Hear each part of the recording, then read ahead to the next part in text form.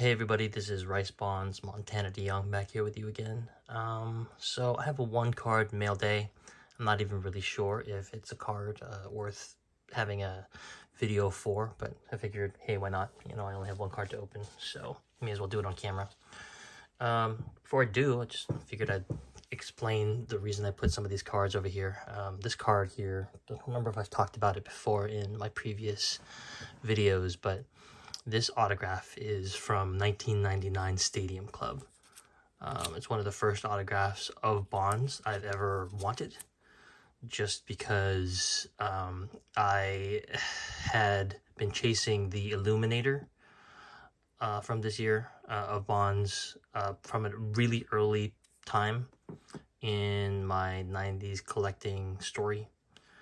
And then I realized that there was an extremely difficult autograph available of my player in the product, and of course one of my biggest dreams would be to pull that myself.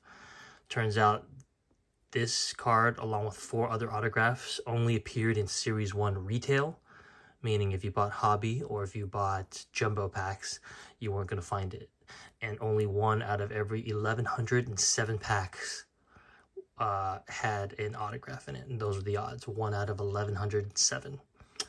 And if you consider the fact that there are 5 players in that set in Series 1, that would be 55-35. So you would have to open 5,535 packs to mathematically guarantee yourself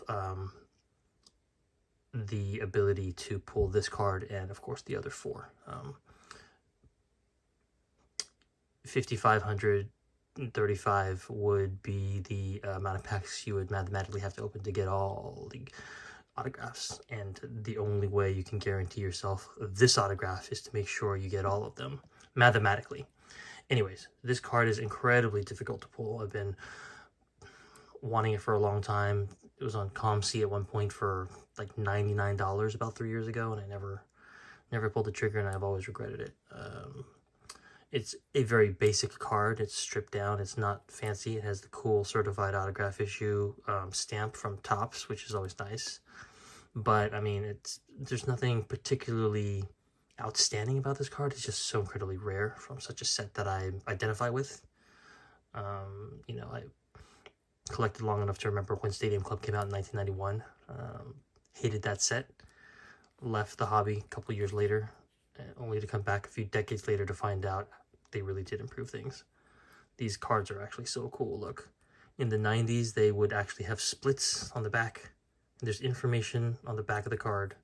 Number 1 in RBIs, number 3 in home runs in the 90s. This is just interesting information. Stuff that makes your enjoyment of the hobby richer, when you can look at the back of a baseball card and get as much entertainment out of it as you do the front. And then the other 2 cards here that I wanted to talk to you guys about was, well, this card here. This is the 2005 Black Parallel out of 54. They started after the 50th anniversary, and each year afterwards, they would indicate how many years Topps has been around, and then number the Black Parallel, the base set, out of that number. And in one of my last videos, I remember thinking to myself out loud, wait, is the picture the same for this card as it was for the Emerald card that my friend Jesse sent to me as a wedding gift? And I finally had the chance to pull both cards at the same time to find that, yes, indeed, they are sort of parallels of each other. The numbering's different, obviously, because GTS 1 came from Emerald Nuts package, and this came out of a flagship Topps pack. But they both have the same picture and same design. It's kind of cool that one is silver, one is gold. Yeah, I just think that's so cool. I would really like to get all the Black Parallels. That's one of my new projects that I want to work on, because I just don't know very much about cards that come after 2000. So I'm venturing into that, and it's nice to have some focus on what you're looking for.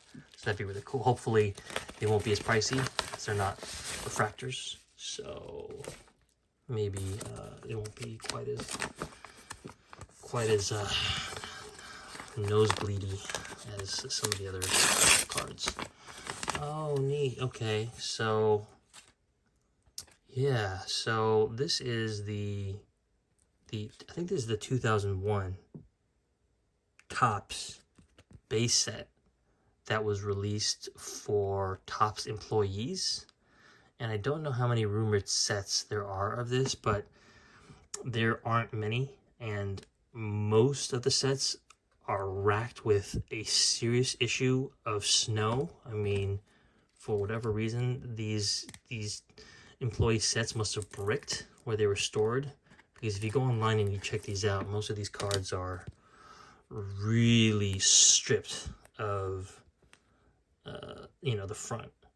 It's just like white specks everywhere, as the gloss of most of these cards have been stripped off over the years. This is actually a really, really clean copy.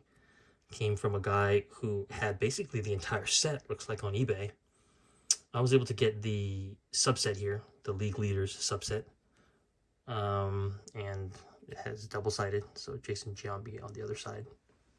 But it's a little bit foily on this side and just matte regular card on the back side. So cool that Bonds gets the foil treatment. These are supposed to be very rare, very, very difficult to find, and very, very difficult to find in good condition. Now, the seller actually had the base Bonds as well.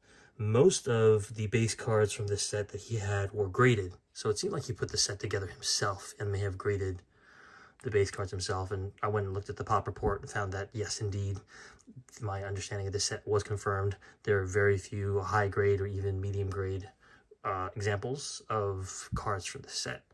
So I'll have to go and look at Baseball Cardpedia sometime to get a full rundown of the mythology of this set, but I know that these are very, very difficult to come by. These are sort of card nerd cards. There's a card that looks just like this that came out of the regular base set. The major difference, I think, is just the embossing, but maybe the foil in the front. I'm not really sure. And then soon after, I was having a discussion with a friend of mine who collects Derek Jeter. He was the one who sort of schooled me to this. He was the one who pointed it out on eBay, and I went and snagged it real quick. It was a pretty cheap card, so, but still pretty cool and pretty hard to come by. And I know he's looking for his Jeter. And I was able to actually pick up the base card as well, graded from the same seller right after, just because I was kind of on a roll. And for this set, PSA 8 is a pretty high grade, so looking forward to getting that one in eventually. So very cool. Now I have both the base set and subset Bonds of the employee Topps embossed issue. Yeah, my post 2000 or 2000 and beyond Bonds collection continues to grow at a snail's pace, but I'm enjoying learning about these sets, and I look forward to picking up more dark horses in our hobby in the future. Okay, thanks a lot for watching, guys. Until next time.